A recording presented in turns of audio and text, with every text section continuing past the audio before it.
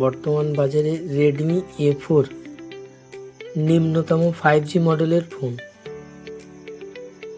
ফোনটা খুব সুন্দর লুকিং বানিয়েছে কোম্পানি, কিন্তু এই ফোনটা আপনারা যদি 5G নেট চালানোর আশা করে কেনেন সব জায়গাতে ভুল করবেন। এই মডেলের ফোনটা শুধুমাত্র জিওর 5G ইন্টারনেট চলে। আপনারা কেনার পরে মাথায় হাত দিতে হবে আর আফসোস করতে হবে কি ভুল কাজ করলাম।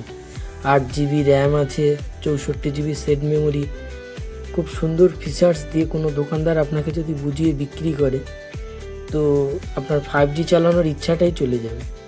জিওতে সব জায়গায় নেটওয়ার্ক 5G সমানভাবে চলেও না, খুব বাফারিং আসে, কিন্তু এয়ারটেল বেশিরভাগ জায়গাতে 5G নেটওয়ার্ক খুব সুন্দরভাবে চলে। আপনারা যদি এই ফোনটা কিনে থাকেন তো শুধুমাত্র জিও সিমে 5G নেট চলবে, এয়ারটেলের সিমে 4G ইন্টারনেট ইউজ করতে পারবেন। তো সেই ক্ষেত্রে আপনার এয়ারটেলের যে 5G স্পিড আপনার উপভোগ করা হবে না এই ফোনটার ক্ষেত্রে। অনেক দোকানদারেরা বলে এইভাবে বিক্রি করে যে পরে ঠিক হয়ে যাবে, পরে চলবে, সিম কিছুদিন পরে 5Gতে কনভার্ট হবে, বাট এই সেটটার ক্ষেত্রে হবে না। তাহলে আপনার নিম্নতম র্যাঙ্কে 5G ফোন হিসেবে এই ফোনটা চয়েস করতে পারেন। তো সেই ক্ষেত্রে আপনার সিম কিন্তু জিও হতেই হবে মাস্ট। খুব সুন্দর ফোন, কিন্তু একটা কন্ডিশন কোম্পানি করে দিয়ে রেখেছে, তো সেটা কোথাও উল্লেখ করা নেই যে জিও সিম ছাড়া এয়ারটেলের সিমে 5G চলবে না। এটা কেউ যদি ভুলবশত কিনে ফেলেন বা কেনার ডিসিশন করেন তো দুবার চিন্তা করে নেবেন যে এই সেটটা কিনবেন কি কিনবেন না। ওর থেকে বেটার আপনি অল্প 1,000 টাকা বেশি হলেও আপনি সব সিমই 5G ইন্টারনেট ইউজ করতে পারবেন এমন ফোন কেনা।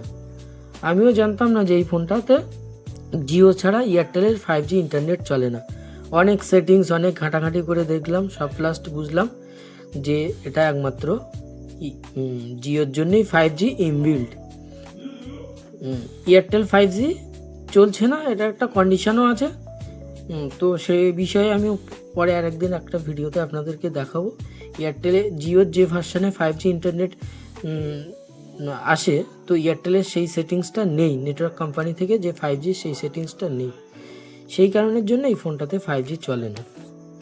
আপনারা নিতে চাইলে নিতে পারেন, পরেক্ষণে জেনে শুনে নিয়ে দোকানদারকে দোষারোপ দেবেন না এই ফোনটাতে কেন 5G চলছে না, যদি দোকানদার ভাই আগে থেকে বলে দেয় আপনাকে যে এটা শুধুমাত্র জিও ছাড়া অন্য কোনো কোম্পানির 5G নেট চলবে না।